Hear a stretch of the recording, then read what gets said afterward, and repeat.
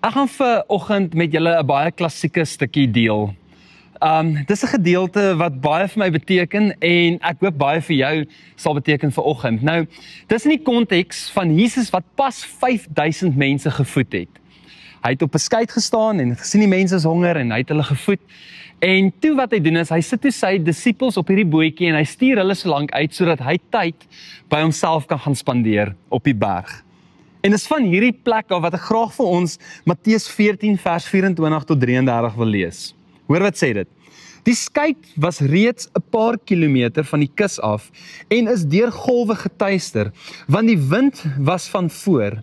Met dagbreek die volgende môre het hy op die see na hulle toe aangeloop gekom. Toe sy disippels hom op die see sien loop, het hulle groot geskrik en gesê dis 'n spook. Van angs het hulle hart begin skree, maar Jesus het dadelik met hulle gepraat en gesê, wees gerus, dit is ek, moenie bang wees nie. Toe sê Petrus vir hom, Here, as dit regtig is, beveel my om op die water na u toe te kom. Kom, sê hy. Petrus het uit die skip geklim, uit die skei geklim, op die water begin loop en naby Jesus gekom. Maar toe Petrus sien hoe sterk is die wind, het hy bang geword en begin sink en uitgeroep, Here, red my.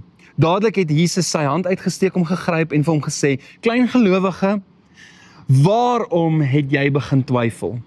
Hulle het toe in die skei geklim en die wind het gaan lê. Die manne in die skei het voor Jesus gekniel en gesê, U is waarlik die seun van God.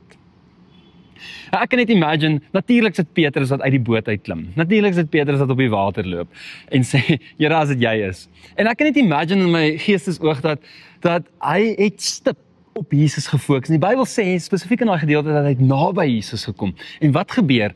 Sy fokus skuif. Hy begin sien die storms op die water en die wind op die water. En die wind het letterlik sy fokus geskuif. En Petrus, die Bybel sê Petrus het gesien. Ek hou van daai woord, blepon of blepo in die Grieks. Hy het gesien en hy het begin bang word. Baie keer begin ons goed.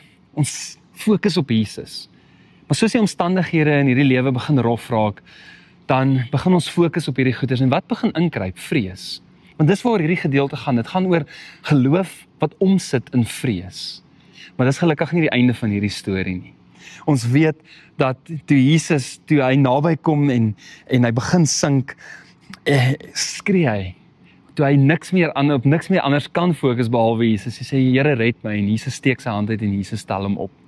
En hierdie gedeelte sit dan eintlik vir my om. Dis van geloof na vrees, is baie keer hoe ons lewens is, na ontsag. En die einde sê hulle, kniel al die manne voor Jesus en hulle sê, my Here, my God. En hulle is nie meer bang nie. Amazing, nee. Ek hoop jy het 'n great dag.